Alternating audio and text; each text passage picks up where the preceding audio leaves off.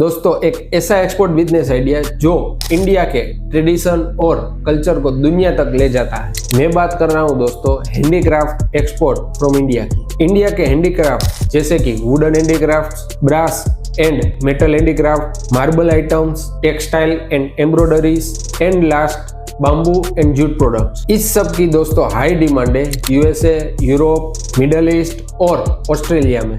और दोस्तों profit margin की हम बात करें तो इंडिया में कोई भी एक वुडन हैंडीक्राफ्ट 500 में बनता है और इंटरनेशनल मार्केट में 20 या $30 में ये बिकता है। और सबसे बड़ी बात दोस्तों, ये एक लो इन्वेस्टमेंट बिजनेस है जिसमें आप कोई भी एक प्रोडक्ट चूज करके इंटरनेशनल मार्केट में सर्व कर सकते हैं। अगर दोस्तों आपको एक बिजनेस चाहिए जो प्रॉफिटेबल के साथ साथ इंडिया का हेरिटेज प्रमोट करे तो हैंडीक्राफ्ट एक्सपोर्ट आपके लिए बेस्ट अपॉर्चुनिटी है। इस रील को सेव करो दोस्तों और अपना हैंडीक्राफ्ट एक्सपोर्ट बिजनेस स्टार्ट करो। प्रॉफिट भी होगा और अपना इंडिया का कल्चर है वो दुनिया तक जाएगा।